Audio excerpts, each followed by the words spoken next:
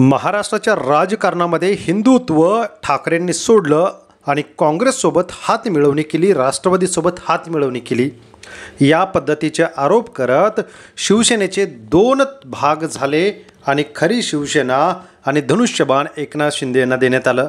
भाजपच्या सहकार्याने हे सर्व झालेलं असतानाच ठाकरेंनी हिंदुत्व सोडलं आणि काँग्रेससोबत जर हातमिळवणी केली नसती तर ही वेळ आली नसती। मात्र भाजप सत्तेसाठी ते कोणाशी हातमिळवणी करतात ते चालतं।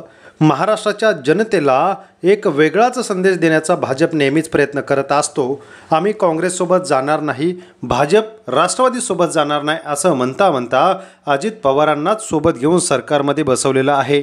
इतकंच नव्हे तर महाराष्ट्राच्या महत्त्वाच्या एका ठिकाणी निवडणुका पार पडल्या आणि या निवडणुकीमध्ये माजी मंत्री सुभाष देशमुख यांच्या पॅनलचा दारुण पराभव झालेला आहे।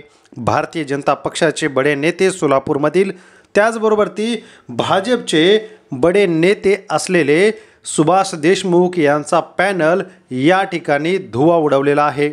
यामध्ये भारतीय जनता पक्षाने हातमिळवणी केली, ती म्हणजेच काँग्रेसचे आमदार दिलीप माने यांच्यासोबत।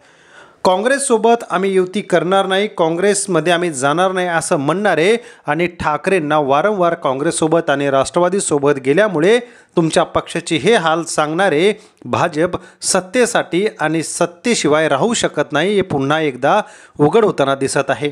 भारतीय जनता पक्षाने वेळोवेळी आपल्या सत्तेसाठी ज्या ठिकाणी फायदा असेल त्या ठिकाणी युती केल्याचं समोर आलेलं आहे आणि हीच घटना सोलापूरमध्ये घडताना दिसत आहे। यावरून पुन्हा एकदा स्पष्ट होते की एकमेकांचा पराभव करण्यासाठीच भाजपच्या दोन आमदारांमध्ये रस्सीखेच होती।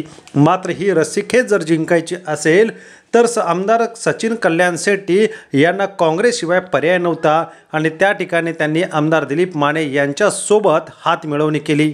आमदार दिलीप माने हे सध्या सोलापूरच्या कृषी उत्पन्न बाजार समितीचं अध्यक्षपद यांच्याकडे आलेलं आहे, तर भाजपकडे संख्याबळ जास्त असून सुद्धा त्यांना या ठिकाणी उपसभापती आपली या ठिकाणी भूक भागवावी लागणार आहे।